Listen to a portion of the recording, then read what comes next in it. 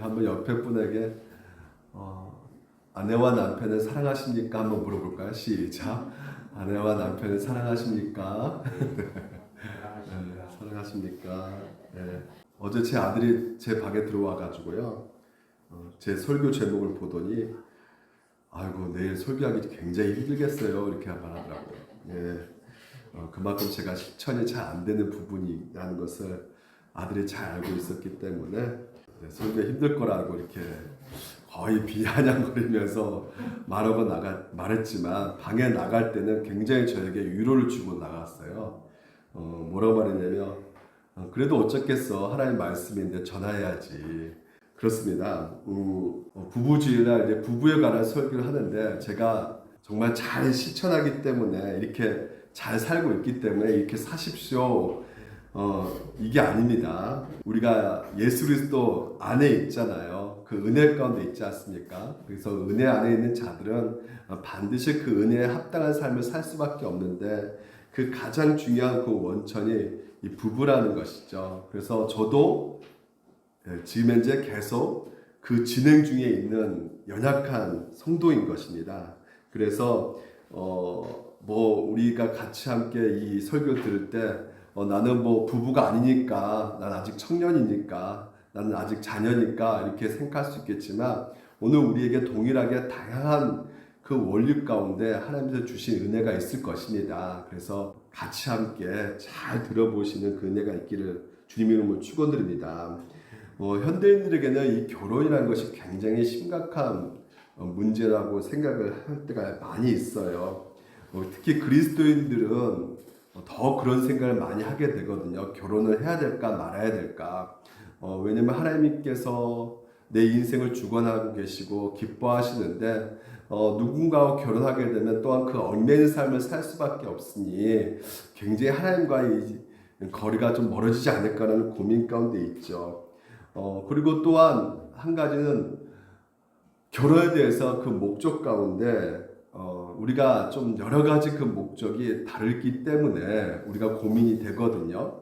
우리가 옛날에는요, 실제로 이 결혼이라는 목적이 어디 있었냐면 이 아들을 이제 자녀를 이렇게 생산하는 그래서 자녀를 생산해 가지고 가정을 이루는 것이 주 목적이었던 것 같아요. 그래서 대를 이어가는 것이죠. 그게 목적이 돼서 많이도 낳기도 하고요. 그런데 결국은 이 자녀가 잘 자라서 그때까지 이제 보호해주는 그 상황 속에서 그 옛날에는 그 때를 굉장히 중요하게 여겼던 것 같아요. 그리고 또한 옛날에 수명이 길지 않았기 때문에 빨리 결혼을 하려고 했었던 때가 있었던 것이죠. 근데 이제는 우리가 20년, 30년 전만 해도요, 이 낭만주의 시대 가운데는 무엇보다도 중요한 것이 이제 사람이었던 것 같아요. 이 결혼의 목적이. 그래서 내가 좋아하는 사람, 내가 사랑하는 사람하고 결혼하면 돼. 내가 이 땅에서 고난이 있더라 할지라도 사랑하는 사람만 있으면 되는 거야 하면서 그 고생하면서도 이제는 내가 이 남자 결혼을 할 거야. 그래서 남자를 이렇게 사람을 아니면 여자, 이 사람을 이렇게 봤단 말이죠. 그래서 이 사랑하는 사람하고 결혼하면 행복할 것이다 라고 그 목적 가운데 사람을 봤는데 그러니까 결혼에서 제일 중요한 것은 이제 사람이었던 것인데요. 근데 어떻습니까? 가정들이 너무 많이 깨졌단 말이에요. 사랑하는 사람 만나서, 내가 좋아하는 사람 만나서 결혼해봤는데 그 기대 이상이 되지 못하는 상황 속에서 가정들이 많이 깨져 있고, 그리고 우리 세대들이 그런 늘 그 불우한 가정, 싸우는 과정들을, 그리고 부모들이 만나서 헤어지는 과정들을 늘 보았기 때문에 이 젊은이들 생각 가운데 사랑 때문에 결혼한다는 것은 이제는 아니라고 생각을 드는 젊은이들이 계속 많이 생겨가고 있는 것이죠. 그래서 현대 사람들은 사랑하는 사람과 결혼한다는 그 생각보다는 결혼의 목적이 편하기 위해서, 편리함이 오늘 결혼에 있어서 제일 중요한 목적이 되어버렸던 것이죠. 그래서 결혼에 관한 것을 얘기할 때 결국 뭘 생각할 수밖에 없느냐, 내가 편리하기 위해서 이 조건이라는 것을 생각할 수밖에 없게 된 것이죠. 그래서 전문직을 가지고 있는 이제는 젊은 세대들은 그 생활 가운데 익숙하다 보니까 결혼하는 것이 더 편할까? 근데 혼자 사는 거 이게 더 편한 것 같아. 그래서 이렇게 좀처럼 이제 결혼을 하지 않는 이게 비혼주의가 계속해서 생겨나고 있는 것을 보게 되는 것입니다.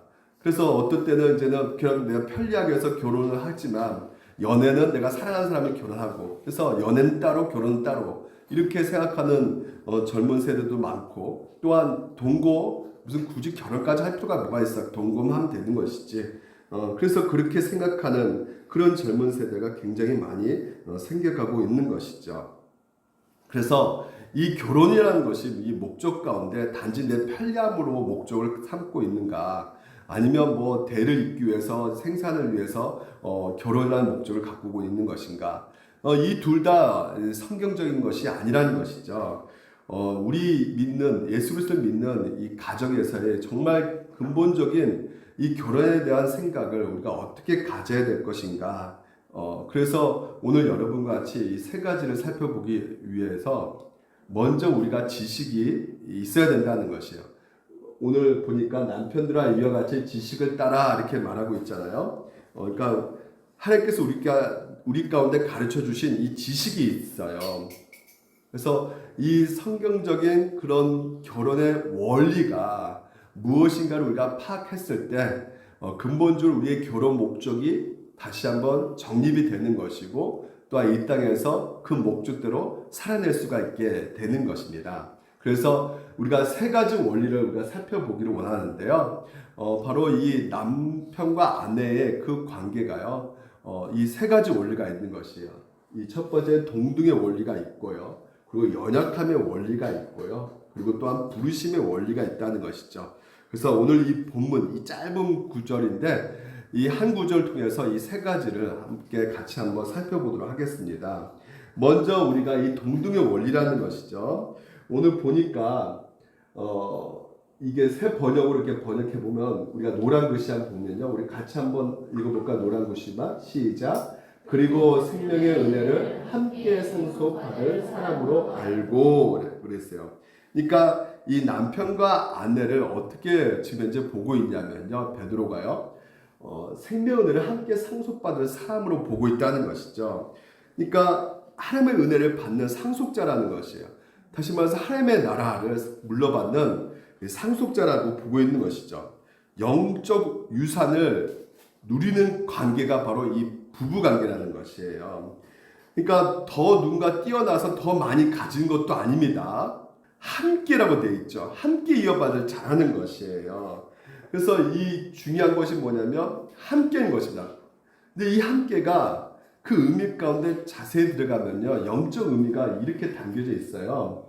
보시면 이제 창세기 2장에 보게 되면 하나님께서 이제는 아담을 먼저 창조하셨죠. 창조하시고 혼자 있는 것이 좋지 않게 보이는 것이에요. 그래서 내가 그를 위하여 돕는 배필을 지으라 하시니라 이렇게 되어 있습니다. 그리고 20절에 보니까 또 아담이 돕는 배필이 없으므로 이렇게 되어 있거든요. 그러니까 돕는 배필에 대해서 지금 계속해서 두 번씩이나 뭔가를 우리에게 알려주고 있는 것이에요. 근데 그 가운데 보니까요. 무엇이 나와 있냐면 하나님께서 이제는 아담을 창조하시고 이제는 여러 가지 그 먼저 창조되어지는 피조물이 있지 않습니까? 뭐 동물 중에 원숭이도 있고 코끼리도 있고 고릴라도 있고 근데 거기에 각종 이름을 지금 이제 부르고 있단 말이에요. 짓고 있단 말이죠. 그러니까 한마디로 하나님께서는 이 돕는 배필 지으리라 하시니라 이렇게 말씀하시면서 이 아담에게 이 돕는 배필을 하나씩 하나씩 이렇게 보여주고 있는 것 같다는 생각이 들어요. 우리가 맞선 보잖아요. 선 볼 때 이렇게 손 본 사람 이렇게 나오잖아요. 코끼리, 원과 그 사자 뭐 이런 사람들 이렇게 이름 지을 때마다 이 돕는 배필을 하나씩 하나씩 보여주는 그 상황 속에서 이 아담에게 딱 그 보이는 그 동물들은 자기가 다 원하지 않는 것이었죠. 그래서 아담이 모든 가축과 공주의 새들 모든 짐승의 이름을 주니라 하면서 여기에 보니까 돕는 배필이 없으므로 없다는 거예요. 그러니까 기능적으로 봤을 때 사자 힘이 세잖아요. 그리고 자기가 좀 더 돕는 배필하면 도와주는 것인데 자기를 그러면 말 같은 것도 굉장히 빨리 자기를 도와줄 수 있기 때문에 굉장히 좋잖아요. 근데 그것을 원치 않았다는 것이에요. 그러면 자 보십시오. 누구를 원했느냐? 바로 여호와 하나님이 아담에게서 취하신 그 갈빗대를 가지고 여자를 만드셨다는 것이에요. 그래서 그를 아담에게 이끌어 오시니 아담이 이르되 이는 내 뼈 중에 뼈요 살 중에 살라 하면서 그것을 남자에게서 취하신즉 뭐라 부르게 했다고요?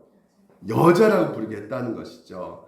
그러니까 아담은 나는 남자이기 때문에 여자, 너는 여자다 이름을 이렇게 주어주게 된 것이죠. 그래서 남자라고 하는 단어하고 여자라고 하는 단어가 그 히브리어 말로요. 한번 따라해 볼까요? 이쉬. 네, 남자가 이쉬고요. 여자는 이사. 이사라는 단어예요. 그래서 넌 남자야. 나는 남자, 넌 여자야. 이렇게 말하는 그 부르는 호칭 가운데는 별로 이렇게 우리 가운데 감동이 다가오지 않죠. 근데 우리가 자세히 보게 되면요. 이시하고 이사 그 히브리어 보게 되면 뭐가 하나가 더 첨가되어 있어요. 전미사 크라는 것이 전미사가 하나가 첨가되어 있는 것이죠. 그 세 번역 가운데 보게 되면 그때 그 남자가 말했다. 아담이 말했죠. 근데 이제 나타났구나. 이 사람 뼈도 나의 뼈, 살도 나의 살. 남자에게서 나왔으니 여자라고 부를 것이다. 이렇게 되어 있죠. 뼈도 나의 뼈. 결국은 뭐예요? 여자는 결국 뭐예요? 나라는 것이에요. 그래서 이시, 나는 이시인데 너도 이시다라는 것이에요. 결론적으로. 남자인데 너도 그 뼈에서 나왔기 때문에 너는 여자지만 너도 나다라는 것이죠. 너하고 나하고는 어떻다는 것이에요? 같다라는 것이에요. 그러니까 이 돕는 배필이 무엇이냐면 여러분 1차적으로 생각해야 될 것이 무엇이냐면 이 돕다고 생각하기 때문에 여자는 돕는 배필이기 때문에 자꾸만 뭘 생각하냐면 복종, 순종 개념 가운데 시키는 일을 하는 종속적인 관계 가운데 돕는 배필을 사람들이 대부분 많이 생각하는데요. 원어를 살펴보면 그렇지가 않다는 것이에요. 오히려 뭡니까? 너는 나와 같다는 것이에요. 너는 나다라는 것입니다. 그러니까 하나라는 것이에요. 동등의 개념이에요. 너는 나다라는 것입니다. 그러니까 인간이 타락으로 말미암아 죄가 들어옴으로 말미암아 어떤 일이 벌어졌냐면 또 여자에게 있을 때 내가 너에게 임시한 고통을 크게 더하리니 너가 수고하고 자식을 낳을 것이며 너는 남편을 원하고 남편 너를 다스릴 것이냐 하고 이렇게 말하고 있어요. 다시 말해서 남편 너를 다스릴 것이다라는 것은 너가 이제는 남편을 의존하게 된다라는 그 생각이 들 수밖에 없는 것이죠. 타락의 원리 가운데 뭐가 이루어졌냐면 이 동등됨이 깨져버렸단 말이에요. 전에 제가 있었던 교회에서 권사님들이 제 아내 보고 목사님께 내조를 잘하세요 이렇게 하고 해서 내조를 잘하라고. 그러니까 왜? 돕는 배필이기 때문에 내조 잘하라는 것입니다. 근데 이 내조를 잘한다. 돕는 배필이기 때문에. 근데 돕는 배필이라는 이 단어는요. 사실상 어디서 사용되고 있냐면 하나님과의 관련돼서 사용되어지고 있거든요. 그러니까 동행자라는 것입니다. 그러니까 예를 들어서 이겁니다. 치과 의사가요. 차를 타고 왔는데 고장이 났어요. 그래서 그 차 고치는 그 수리집에 가서 수리한 분을 찾아가서 도움을 받고 차를 고칩니다. 근데 그 수리한 그 사람은요. 또한 이가 아파요. 이가 아파서 또 병원 가서 이를 고쳐요. 어떻게 서로 어떻습니까? 전문적인 것을 같이 도움을 받고 도움을 주고 하는 것이죠. 근데 반대로 훌륭한 요리사가 있어요. 근데 그 훌륭한 요리사가 음식을 만드는데 그 음식을 훌륭하게 만들다 보니까 맛을 내고 이렇게 많은 사람들에게 만나게 만들기 위해서는 자기가 이 작은 일들, 덜한 것들 있잖아요. 뭐 설거지하고 또 여러 가지 그 뭐 양파 까고 이런 것들에 의해서는 내가 다 그것을 할 수 없기 때문에 보조 요리사를 둔단 말이죠. 그러니까 보조 요리사, 내가 설거지는 할 수 있어요. 내가 양파도 깔 수 있지만 내 일이 너무나 중요하기 때문에, 지금 음식 맛을 내야 되는 것이 너무나 중요하기 때문에 그런 소소한 것, 좀 덜한 것, 중요하지 않는 것들은 이 보조사에게 맡기는 것이죠. 이럴 때 그 사람들 뭐라 그러냐면 이제 돕는 배필이라는 생각 가운데 종속적인 관계가 성립될 수밖에 없는 것이에요.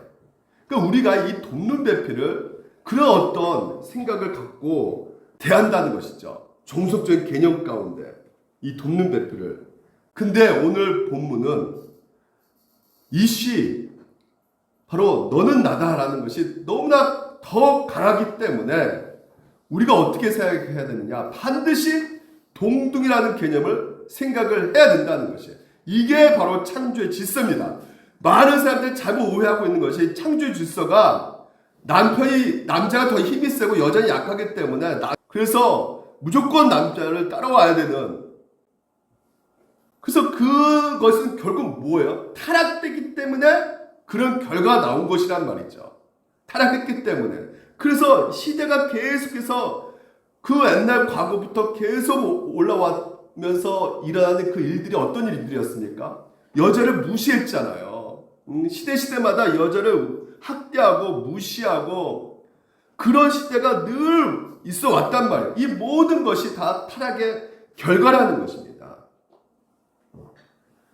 그래서 오늘도 우리 가운데 애석함이 있는 것이 무엇이냐면 현실과 상황이 회복되지 않는 그 상황 속에서 자꾸만 타락의 원리를 가지고 와가지고 이거 에베소서의 여자는 남자에게 순종해야 된다.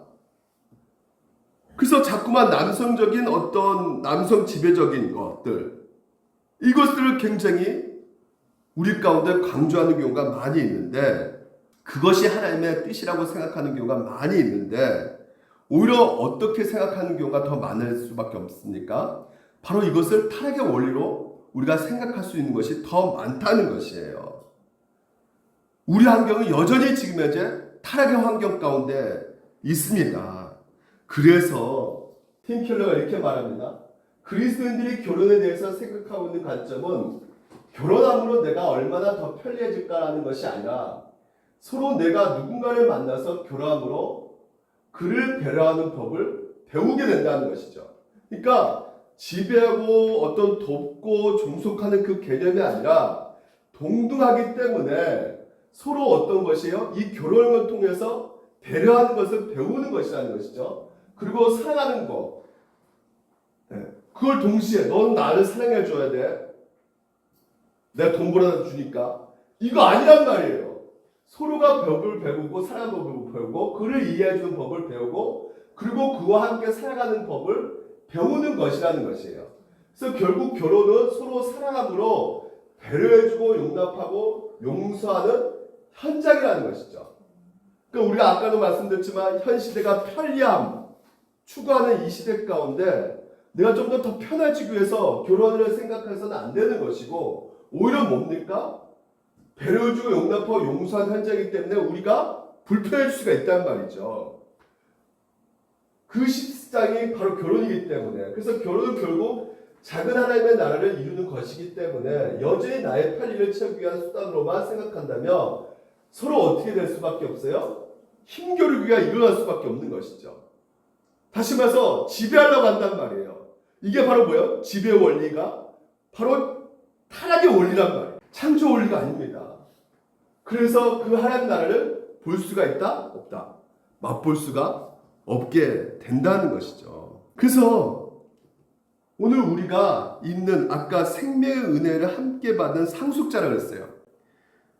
영원한 생명, 그 하나님 나라를 물려받는 상속자이기 때문에 오늘 성경에 말하는 그 결혼의 그 원리 가운데 너와 나와 너는 나다라는 이 개념 가운데 생각을 해야지만이 오늘도 우리가 그 어떤 것에 그 지배력, 어떤 복종하는 어떤 복종해라. 그래서 종소시키는 그것이 아니라 너와 나라는 그 개념 가운데 동등한 관계로서 우리가 생각할 때 어떻습니까? 이해해 줄 수가 있고 공감해 줄 수 있고 배려해 줄 수 있고 이런 모든 것이 필요하구나라는 것이 바로 이 결혼 안에서 발견되어지기 때문에 이 원리 가운데 우리가 있어야지만이 근본적으로 아름다운 결혼이 될 수가 있게 되는 것입니다. 이게 성경적인 원리예요. 두 번째는 연약함의 원리라는 것이죠. 오늘 말씀 보니까요. 남편들아 이와 같이 지식을 따라 너희 아내와 동거하고 그를 더 뭐라고요? 연약한 그리시오 이렇게 말을 하고 있어요. 아까 너는 나다라기 때문에 연약한 것은 여자만 연약할까요? 남자도 연약합니다. 그렇죠. 여러분 이 쉬 이사라는 그 어원이 어디서 나오냐면 쉰이에요. 그 의미가 뭐냐면 약하고 부서지기 쉬운 것이란 말이에요. 그러니까 남자도 그렇고 여자도 그렇고 연약하기 때문에 그래서 뭐라 말합니까? 너희 아내와 동거해야 된다. 함께 살아야 된다는 것이에요. 함께 의지하고 함께 살아야 된다는 것이죠. 그래서 연약함의 의미 가운데 스카펙이라는 그 신학자 이렇게 말합니다. 인생은 어렵다는 것이에요. 많이 느끼죠. 그러나 이 어려운 인생을 힘들지 않게 살아갈 수 있는 방법이 딱 한 가지가 있는데 그것은 뭐예요? 인생이 힘들다는 것을 알고 사는 것이라는 것이에요. 너무 쉽게 말하죠. 그러니까 여러분 결혼이라는 것은 힘들어요? 쉬워요? 어렵죠. 살아보신 분은 더 많이 알고 있습니다. 결혼이라는 것이 굉장히 힘들다는 거. 근데 우리가 이 결혼을 힘들지 않게 할 수 있는 방법은 뭐라는 것이에요? 결혼이 힘들다는 것을 알고 사는 것이라는 말이에요. 그래서 이 팀 켈러가 이렇게 말합니다. 결혼이라는 것은 너무 고통스럽지만 또한 뭐요? 너무나 영광스러운 것이라는 것이에요. 그러니까 우리가 이 결혼하는 것이 영광스러운 것이라는 것을 깨닫지 못하게 되면 뭐만 보여요? 고통만 보이는 것이죠. 너무 힘든 것만 보인단 말이에요. 그래서 폴 트윕이라는 복음 위에 세운 결혼이라는 그 책을 보게 되면 이렇게 되어 있습니다. 잘 안 보이시죠? 제가 크게 읽을게요. 결혼 생활에서 나를 거듭 좌절시키는 것은 비현실적인 기대라는 것이에요. 우리가 기대를 많이 하죠. 내가 나아지기 위해서, 좀 더 내가 좀 발전되기 위해서. 그래서 결혼이라는 생각을 하게 되는데, 결혼해서 우리가 이 무너지는 이유는, 여러 가지 결혼 생활이 힘든 이유는 대부분 비현실적인 기대 때문이라는 것이에요. 오늘날의 사람들은 결혼을 왜 하냐면 내 인생의 결혼을 통해서 좀 더 나아지기 위한, 그래서 어떤 목적을 가지고 결혼하기 때문에, 그래서 결혼도 조금 더 생산적이야만 였으면 좋겠다 이런 생각을 하게 된다는 것이죠. 그러니까 뭔가 더 생산적이고 더 나아지는 거. 그러나 우리가 결혼을 그렇게 생각하잖아요. 근데 결혼했는데 무언가 내가 원했던 나의 싱글의 삶보다, 혼자 삶보다 만약에 더 나아지지 못하는 삶이 있을 때는 어떻게 될 수밖에 없죠? 거기서 좌절한단 말이에요. 분노가 일어난다는 것이죠. 원래 여러분 이 시대를 보면 이 팀 켈러 목사님 말씀에 정확한 것을 우리가 알 수가 있어요. 기대를 많이 합니다. 내가 원하는, 내가 꿈꾸던 어떤 기대가 있단 말이에요. 결혼에 대한. 그래서 막상 결혼해서 들어가 보면 내 기도와 완전 다른 것이죠. 그래서 어떻게 합니까? 쉽게 어떻게 해요? 결혼을 놓아버린단 말이에요. 나를 성장시켜줄 줄 알고, 나를 잘되게 해줄 줄 알고 결혼했는데 이게 아닌 거예요. 너무 힘든 거예요. 너무 고통스러운 거예요. 그때면 어떻게 해요? 좌절하게 되기 때문에 낙심 가운데 있는 것이죠. 제가 어느 간증을 들었는데요. 전기회사 사장님의 딸하고 또한 재벌가의 아들하고 이렇게 결혼을 했어요. 둘 다 너무나 똑똑하고 둘 다 너무나 집안이 잘 나가는 집안이에요. 부가 아주 그냥 많은 집안이죠. 자존심도 프라이도 강한 집안끼리 결혼을 했습니다. 둘 다 공부를 너무 잘해가지고 미국 갔어요. 미국 가가지고 이제는 이렇게 결혼을 했는데 좀 둘이 어느 정도 더 미국 가서 성장하고 공부하고 뭐 박사학위 따고 이렇게 해서 결혼하려고 결혼해서 했는데 이 아이가 태어났는데 아이가 자폐아이가 태어난 거예요. 성장시키고 나아가고 잘 되기 위해서 이렇게 되는데 이 자폐아이가 태어나자마자 이게 그 집에 싸움이 일어나기 시작합니다. 그래서 자기 집안에 대한 어떤 프라이드를 가지고 너희 집안이 이렇게 좀 피가 좋지 않아 가지고 이렇게 이런 아이가 태어났다. 그러니까 집안끼리 이런 것이 이제는 서로가 이제 다툼이 돼 가지고요. 막 집안끼리 이제 싸우게 돼 버린 거예요.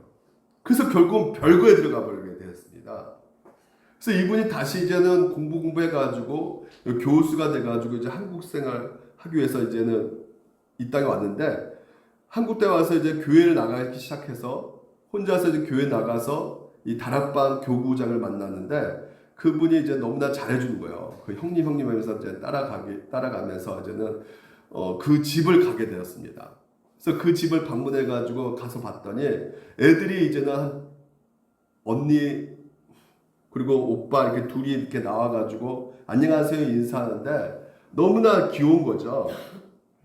예. 그래서 너무나 행복해 보이는 거예요. 막 웃고 인사도 잘하고. 근데 갑자기 또 한 사람을 소개해줄 사람이 있다는 거예요.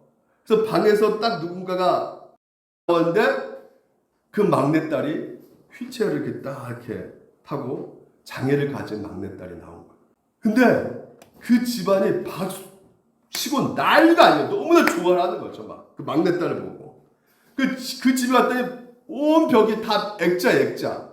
그래서 왜 액자 이렇게 많나 했더니 이 막내딸이 이 액자 보는 걸 그렇게 좋아한다는 거예요. 다 액자 다 붙여놨어요. 서로 웃고 막 난리도 아닌 거예요. 이 사람이 이걸 보고 충격받은 것이죠. 왜? 나는 그것이 그런 생각이 저주라고 생각했는데 이 사람들에게는 너무나 축복인 거예요. 행복인 거예요. 그래서 복음이라는 게 도대체 뭐냐라는 생각을 이 사람이 하게 되었던 것입니다. 복음이라는 게 뭐냐? 자기 인생의 저주라고 생각했던 그것이 결코 저주가 아니라는 것이죠.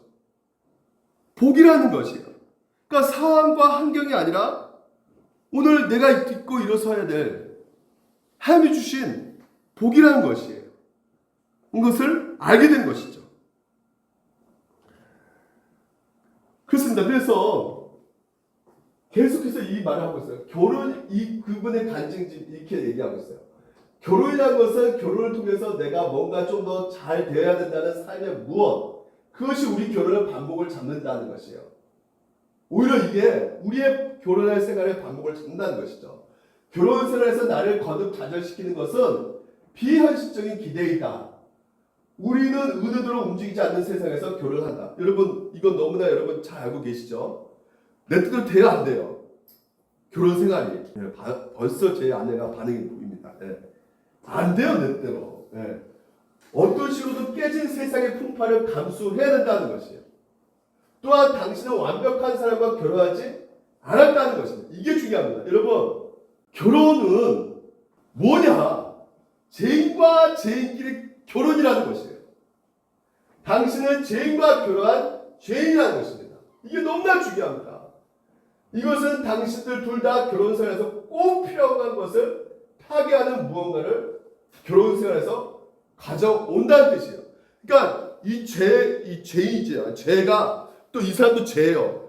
더러운 것들 가득 차 있을 거 아니에요. 그렇죠? 영경치 안에 더러운 것들이 가득 차 있고 또 채은형도 더러운 것이 가득 차 있는데 그것을 어떻게 해요? 더러운 것들을 가지고 왔다는 것이죠. 이 결혼 안에. 그러니 당연히 뭐가 생길 수밖에 없어요? 타락이 생길 수밖에 없는 것이죠. 오염이 생길 수밖에 없게 된다는 것이죠. 그러면 어떠냐? 우리는 나으냐? 결코 아니야. 유대나 헬라나 다 뭐 아래 있다고요? 죄 아래 있다는 말이에요. 의인 없나니? 하나도 없으면 깨달은 자도 없고 하나님을 찾는 자도 없고 하나님을 두려워하지도 않는다는 거죠. 이게 바로 오늘 우리가 겪고 있는 모습이란 말이죠. 우리의 실체란 말이에요. 그래서 여러분 우리가 두 가지 지식을 알아야 되는데 첫 번째는 우리가 이 타락한 세상에서 결혼을 했다는 것을 이해하셔야 되는 것이에요. 그리고 두 번째 뭡니까? 우리가 뭐예요? 죄인한 것을 알아야 된다는 것이죠. 그래서 당신도 죄인이고 나도 죄인인데 이 죄인끼리 결혼했단 말이에요. 그래서 죄의 요소들을 끌고 들어왔단 말입니다. 이 결혼 그 현장 가운데. 이걸 기억해야 된다는 것이에요. 그래서 깨진 세상에 타락한 사람들이 만났기 때문에 당연히 결혼은 힘들어요, 안 힘들어요? 힘들 수밖에 없다는 것입니다. 그러니까 결혼 제도의 문제가 아니라는 거예요. 네. 죄가 문제라는 거예요. 그러니까 요즘 청년들이 결혼 제도가 이게 뭐야, 이게 잘못된 것이다, 이게 행복하지도 않고 문제가 있어 결혼 제도가. 그래서 결혼하는 청년들도 많이 있거든요. 근데 그렇지가 않다는 거예요. 결혼 제도가 문제가 있는 것이 아니라 인간의 죄의 문제가 있는 것이에요. 그래서 죄와 깨진 타락한 세상 속에서 만났다는 것입니다. 죄인끼리. 연약한 자끼리 만났다는 거예요. 깨지기 쉬운 자들이 만났다는 것이에요. 그래서 쉽게 어떻게 합니까? 분노가 일어나고 내 뜻대로 안 되면 더 속상하고 더 무너지게 되는 것이고. 그래서 오늘날 결혼을 생각할 때 로맨스를 많이 생각하잖아요. 행복하기 위해서 결혼을 하지 불행하기 위해서 누가 결혼하겠냐. 내 행복하기 위해서 결혼한다. 근데 그 생각 가지고 결혼하게 되면 어떻게 되겠습니까? 이게 원리인데 이 원리가 드러나게 되면 그냥 무너질 수밖에 없는 거예요. 나 행복하게 해서 결혼했는데 너무 힘드니까. 그러니까 우리의 결혼은 뭘 생각해야 된다는 것이에요. 그 나라 하나님의 원리를 생각해야 된다는 것이에요. 기쁨 자체를 추구하며 기쁨이 옵니까 안 옵니까? 어디서 기쁨이 오는 거예요? 우리는요, 그리스도인들은 함께 나아가야지만 진정한 기쁨이 있다 그래요. 성경에서는. 마찬가지입니다. 행복 자체를 추구할 때 행복이 오는 것이 아니란 말이에요. 사랑과 행복 그 이상이란 말이죠. 오늘 우리 가운데 추구해야 될 것이 하나님이란 말이죠. 그래서 타락한 세상에 타락한 죄인이라는 것을 우리는 반드시 생각해야만이 되는 것이에요.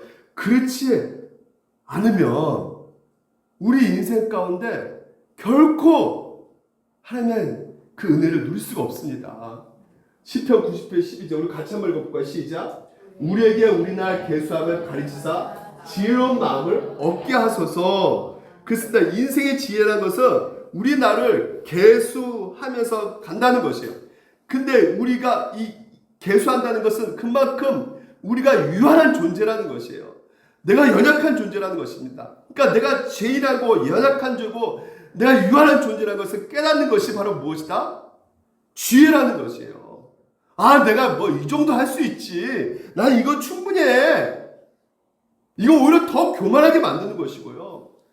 내가 연약한 존재구나. 내가 타락한 죄인이구나.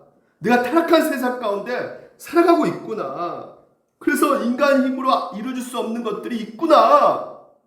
그래서 그 절망 가운데 있어야지만이 누구를 찾을 수밖에 없는 것이에요? 하나님을 찾는 것이죠. 내가 깨지기 쉬운 연약한 그릇이라는 것을 알아야지만이 누굴 바라볼 수밖에 없는 것입니까? 예수를 바라볼 수밖에 없는 것이에요. 그거 하나님께서 결혼하는 것을 두게 하셨다는 거예요. 그래서 딩켄은 계속 말합니다. 스스로의 실체를 사실 그대로 드러내는 진실의 힘을 가지고 있다. 배우자 계속 나를 비판할 때 혹시 짝을 잘못 고른 게 아닌가 하는 생각이 드는 것도 무리가 아니다. 우리가 그렇죠. 계속해서 서로가 싸우고 비판하고 너 잘못했다, 너 잘했다, 못했다 막 이렇게 계속하면 내가 정말 이 잘못 결혼했나 이런 생각이 든단 말이죠. 하지만 마음의 죄를 폭로하는 최종적인 주체는 뭐라는 것이에요? 배우자가 아니라 결혼 그 자체라는 것이에요. 이 결혼을 통해서 우리의 뭐가 까발려지는 것이에요? 우리 안에 죄가 드러나는 것입니다. 내 연약함이 드러나는 것이에요. 이 결혼을 통해서. 그래서 우리 안에 있는 죄성이 있기 때문에 자기 중심적인 죄인이 만나서 시간을 계속 오래 가기 때문에 수많은 삶의 갈등이 생기고 결혼하는 그 자체는 우리를 어떻게 해요? 힘들게 한다는 거예요. 이걸 알아야 된다는 거예요. 그러니까 이걸 알지 못하고 나 행복하기 위해서 결혼했어 이러면 절망 가운데 낙심 가운데 우울함에 빠질 수밖에 없는 것이죠. 그러나 결국 결혼은 자기 자신과 대면하게 된다요.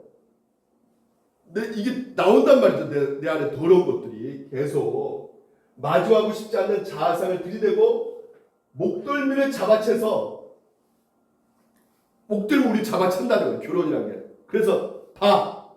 너 이렇게 쓰레기야 너. 너 승진되는 거 봐. 너 뭐 갖고 분노하니? 너 이거밖에 안 되는 존재야 이거. 이걸 어떻게 해요? 보게 한다는 거예요. 뭐가요? 이 결혼 생활이라는 것이. 그래서 똑바로 보지 않고는 견딜 수 없게 하는 것이라는 거예요. 승진 팍 내고 그 다음부터 어떻게 해요? 내가 왜 그랬을까? 저도 어저께 아내한테 함부로 그냥 팍 말하고 나중에 내가 왜 그랬을까 막 이게 오는 거예요. 막 죄책감이 막. 우리가 사랑 빠질 때 우리 안에 생겨날 갈망은 그 어떤 결혼 생활도 충족시켜줄 수 없는 갈망이라는 것이에요. 그러니까 결국은 하나님 없이는 안 되는 존재라는 것을 우리가 보게 된다는 것이죠. 우리 가정, 내 아내, 내 남편, 이 마음도 우리가 어떻게 할 수가 없는 존재라는 것을 알게 되고, 그래서 그 결혼이 최사의 결혼이라고 할지라도 결국은 우리 안에 완벽한 행복을 줄 수가 없고, 오히려 더 뭡니까? 나의 연약함과 나의 부족함과 내 가난함을 보기 때문에 갈망이 더 생길 수밖에 없는 현실 가운데 도달한다는 것이에요. 그래서 여러분은 배우자가 없는 사람만이 하나님의 궁극적인 남편을 생각하는 것이 아니라 결국 뭡니까? 우리 중에 배우자가 있는 사람도 하나님의 자신을 궁극적인 남편으로 생각해야 된다. 결국 궁극적인 남편이 누구예요? 예수 그리스도란 말이죠. 우리의 가정 가운데 하나님께서 누굴 만나게 하시느냐? 예수 그리스도. 배우자가 있는 사람도 우리의 진정한 배우자가 그리스도이심을 기억할 때 결혼의 수많은 삶을 갈등을 넘어설 수가 있다. C.S. 루이스 옥스퍼드 대학교 교수가 이런 말을 해요. 예수 그리스도를 먼저 생각해야 된다는 거예요. 먼저 하나님 나라 그 영적인 것을 우리가 먼저 생각을 해야 된다는 것이에요. 그럼 내가 죄인한 것을 알게 되고, 그리고 내가 받는 이 상황 속에서 겪고 있는 이 어려운 속에서 하나님께서 도와주지 않으면 안 된다는 것을 더욱더 느끼기에 그분을 더욱더 바라볼 수 없게 되는 것이고요. 그래서 우리는 자기와 결혼한 사람을 여러분 마음속에 가장 중요한 위치에서 끌어내려서 어떻게 하라는 것이에요? 하나님 다음의 위치에 두어야 된다. 뭐가 가장 우선시 되어야 된다는 것이에요? 하나님이라는 것입니다. 하나님이에요. 궁극적으로. 그 다음 뭐예요? 남편과 아내라는 것이죠. 남편들아 이와 같이 지식을 따라 너희 아내와 동거하고 그를 더 연약한 그리시오 때 생명의 은혜를 함께 이어받는 자로 알아. 어떻게 된다고요? 귀히 여기라는 것이에요. 예수 그리스도 안에서만이 남편과 아내를 귀히 여길 수가 있습니다. 왜 그럴까요? 예수님이 어떻게 되셨습니까? 십자가를 죽으셨죠. 그 죽으신 이유가 뭡니까? 우리의 죄 때문이란 말이에요. 남편의 죄, 내 죄 때문에 십자가를 죽으셨단 말이에요. 희생하셨단 말이죠. 그렇기 때문에 내 남편도 뭐요? 하나님께서 피를 흘리시면서 살리시는 존귀한 존재란 말이에요. 나도 그렇고요. 그렇기 때문에 예수 그리스도 안에서만이 소중하게 귀히 여길 수가 있게 되는 것입니다. 귀히 여긴다는 것은 무슨 말이냐? 다른 것이 아닙니다. 존재 양식으로 대하라는 거예요. 존재. 제가 전에도 말씀드렸죠. 이 세상은 소유 양식으로 대해요. 그래서 이 그랜저 자동차 광고 보면 금방 알 수 있습니다. 요즘 어떻게 지내? 이 친구 말에 나 그랜저로 대답했어. 이게 바로 이 땅의 소유 양식이에요. 다시 말해서 내가 얼마나 가진 거에 대해서 나를 드러내는 것이죠. 당신이 사는 곳이 당신이 말해줍니다. 이 시대가 그렇다고요. 나 이런 집에 살아. 나 이런 사람이야. 소유 양식으로 이 자본주의 국가에서는 끊임없이 우리가 상대방을 생각할 수밖에 없는 것은 이 소유의 양식으로 생각할 수밖에 없어요. 에릭 프롬이라는 이분은 교수입니다. 신학자가 아니에요. 근데 이분이 온갖 모든 책을 보고 연구한 끝에 내린 결론이 이겁니다. 우리가 살아가고 있는 이 사회, 이 세상의 존재의 양식보다는 소유 양식 삶을 추구하도록 우리를 붙이고 있다는 거예요. 계속 소유 양식, 너 이거 가져야 돼. 이거 있어야 돼. 그래야지 너를 증명할 수 있어. 그래야지 너를 받아줄 수 있어. 사람들이 널 인정해 줄 수 있어. 계속 우리를 부추긴다는 거야. 이 세상은. 왜? 소유의 양식으로 살고 있기 때문인가. 그래서 우리는 자꾸만 존재보다는 소유를 추구하게 되고, 존재 양식으로 살아가는 사람보다 소유 양식으로 살아가는 사람들이 더 소중한 사람처럼 여겨주고 존경받는 사람처럼 여겨진단 말이에요. 이 시대가 그렇습니다. 문제는 무엇인가? 문제는 뭐냐면 무언가를 소유하고 즐겁게 풍요롭지만, 소유하면 그렇죠. 근데 그 즐거움이 오래 갑니까? 안 간다는 거예요. 네? 오래 가지 않는다는 것이에요. 그러니까 소유의 양식으로 오늘도 우리가 살아가게 되면 그 기쁨과 즐거움은 오래 가지 않는다는 거예요. 그래서 우리의 생각 가운데 중요하게 알아야 될 지식이 뭐냐? 더 큰 것을 갖기 위해 더 많은 돈을 벌고 소비하는 쳇바퀴 속에 빠지게 되는 이 현실 속에서 결국은 정치적 굽힘이 계속 생길 수밖에 없다는 것이에요. 소유 양식으로 우리가 생각하게 되면 늘 우리는 뭡니까? 구급한 상태에 있는 것이란 말이에요. 왜? 더 많은 것을 추구해야 되기 때문에, 나보다 비교해서 더 많이 가진 자를 보고 있기 때문에 계속해서 저걸 추구해야지만이 내가 부자가 되고 내가 뭔가 가진 자가 되는 것이고요. 그러나 존재의 삶은 소유하지 않아도, 그렇다고 돈 벌지 말라는 소리냐 연경철, 그 얘기가 절대 아니라는 것을 여러분들 좀 아셔야 되는 것입니다. 소유하려고 즐거운 삶이라는 거예요. 내가 아무리 좋은 집을 갖고 있어도 그 집 안에서 가족들과의 사랑과 평화가 없다면 행복한다, 행복하지 않는다. 행복하지 않는다는 거예요. 그러니까 존재 자체예요. 또 아무리 돈이 많고 물건이 많아도 내가 진짜 누구인지를 모르고 내가 어떤 정체성을 가지고 있는지도 모르고 살아간다면 공허할 수밖에 없다는 것이에요.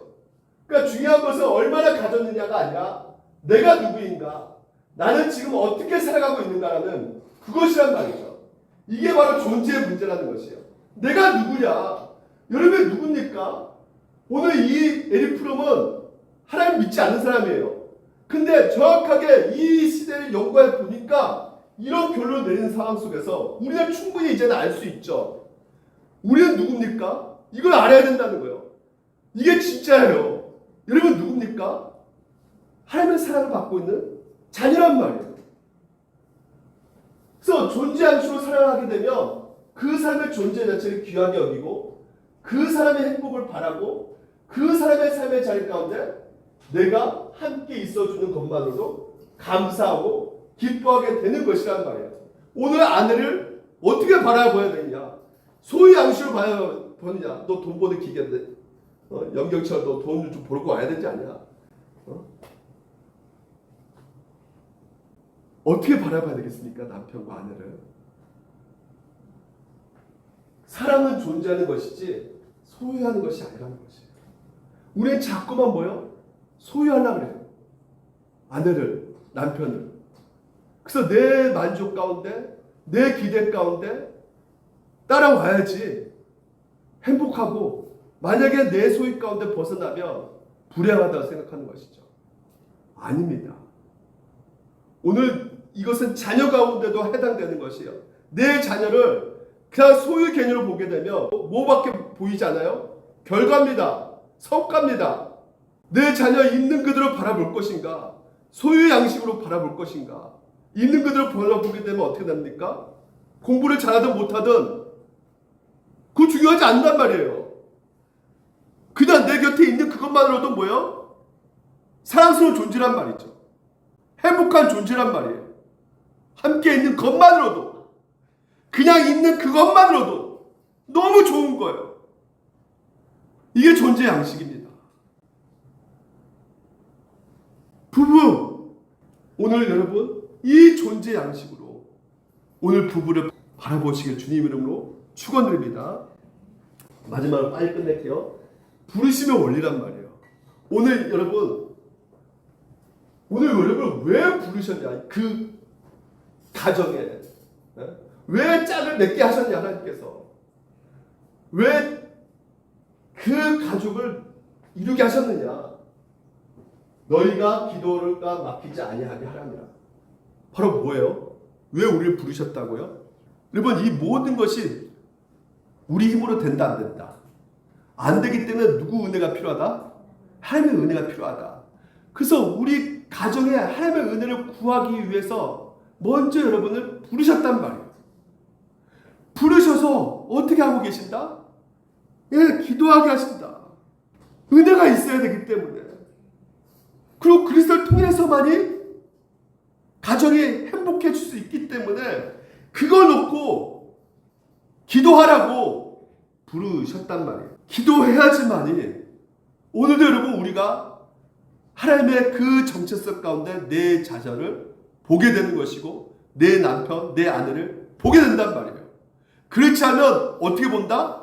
존재의 양식을 보지 않고 소유의 양식을 본단 말이에요. 결론적으로 하나님이 오늘도 우리의 아버지가 된다는 그 주기도문, 하나님의 아버지여, 우리가 기도하잖아요. 그 아버지여, 그 말은 결국 뭡니까?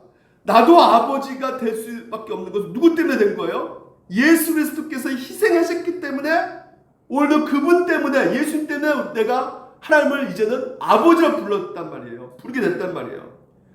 그 희생이 오늘도 내 남편, 내 아내가 아버지 똑같이 하나님 아버지라고 부를 때 어떻게 해요? 내 아내도, 내 딸도, 내 자녀도 하나님의 자녀라는 생각을 갖게 된다는 것이죠.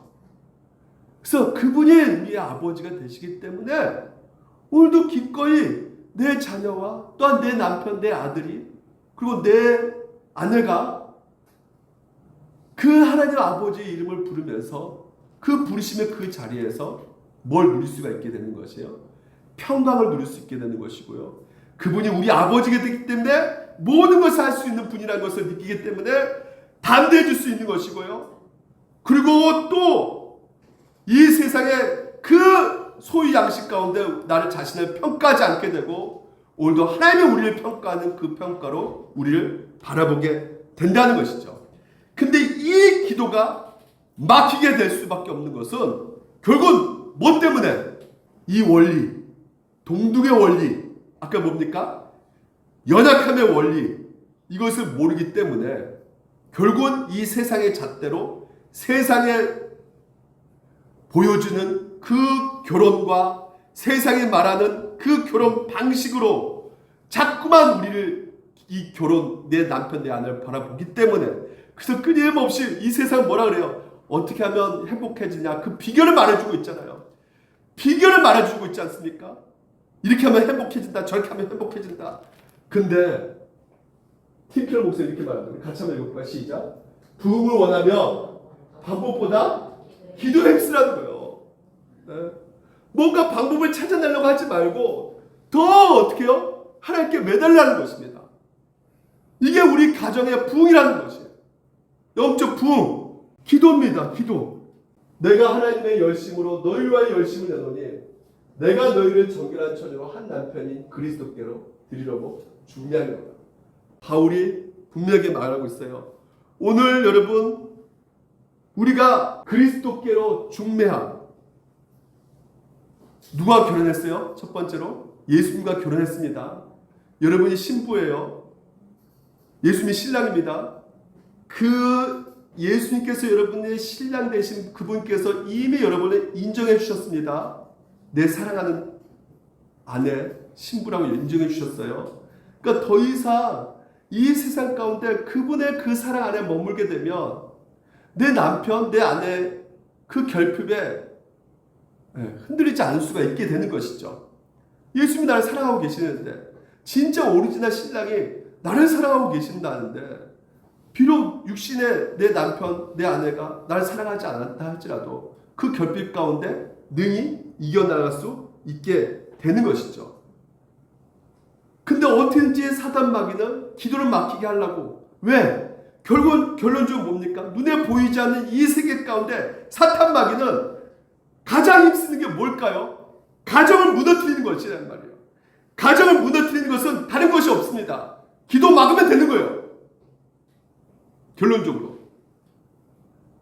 기도 막으면 가정 무너지는 거예요. 오늘 여러분 누군가 기도했기 때문에 오늘도 여러분 이 가정이 세워져 가고 있는 것입니다. 여러분 이거 믿으셔야 돼요. 기도 안 하면 가정은 무너집니다. 이게 굉장히 율법적으로 들리지만 그렇지가 않아요. 우리의 모든 인생의 삶 가운데 눈에 보이지 않는 것이 분명히 있단 말이에요. 하나님의 부르심, 오늘 여러분을 왜 부르셨느냐? 왜 남편으로 아내로 부르셨느냐? 궁극적으로 뭡니까? 이 악한 타락한 세상 가운데 하나님께서는 여러분 가정 가운데 부르신 것은 후회가 없으시고 신실하신 그분께서 왜 족곳에 정확하게 그 가정 가운데 두게 하셨느냐? 내가 왜 염씨 가정에 들어왔느냐? 내가 왜 김씨 가정에 들어왔느냐? 왜 들어왔느냐? 최씨 가정에 왜 들어왔느냐? 바로 신실하신 하나님께서 우리 가정을 통해서 뭐요? 나의 기도를 통해서 남편이 그리스도께로 드리러 내 아내가 그리스도에게 더 가깝게 가게 하기 위해서 여러분의 기도를 하게끔 여러분을 그 자리에 두게 하셨다는 거예요. 그래서 오늘 여러분 누가 기도했어요? 남편이 기도 많이 했어요? 우리 집사님 더 기도 많이 했어요? 권사님. 우리 차세 권사님 작년에 기도했어요. 최소연 집사님 작년에 기도했어요. 작년이 아니죠. 어저께까지 기도했죠. 금요 기도회까지.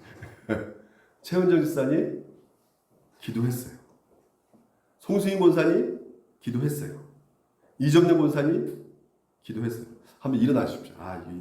일어나겠어요. 예. 좀 남편들 박수 쳐줘야 돼. 지금 기도 별로 안 해요? 기도 안 하셨죠? 자, 박승현 성님. 예? 우리 별로 남자들 별로 기도 안 했어요. 예. 우리 집사님이 기도했단 말이에요. 한번 일어나세요. 예. 차세고사 일어나세요. 빨리 일어나. 시간 없어 지금. 빨리 끝내야 되니까. 예. 최은여 사모 다 일어나세요. 홍진고사 우리 다 일어나십시오. 예.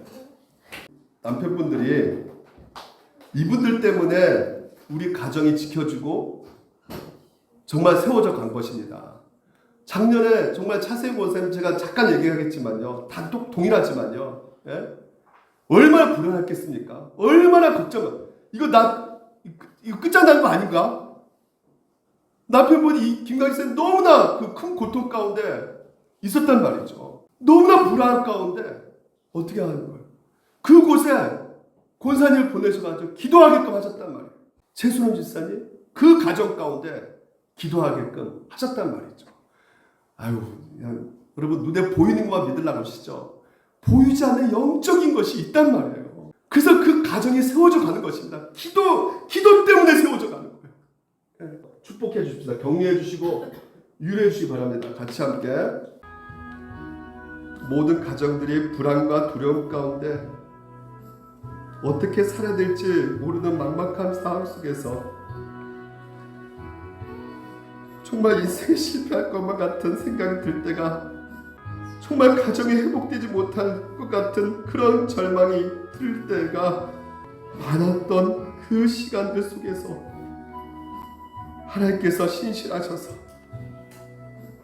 그 가정 가운데 집사님, 권사님을 두게 하셔서 끝까지 그 가정을 이 어둠의 혼탁의 타락의 시대에서 흔들리지 않게끔 끝까지 세워갈 수 있게끔 기도가 막히지 않도록 주님께서 은혜를 주셨고 이끌어 주셨습니다. 오늘도 우리 모든 물된 동산교회 우리 집사님들 너무나 힘들고 어려운 그때 기도해 주셨어요. 집사님들 가정을 위해서 당신은 하나님의 언약 안에 있는 축복의 통로, 언약 안에 있는 축복의 통로, 당신을 통하여서 열방에 주께 돌아오게 남편이 돌아오게 되니 당신은 하나님의 언약 안에 있는 축복의 언약 안에 있는 축복의 통로. 당신을 통하여서 열방이 주께 예배하게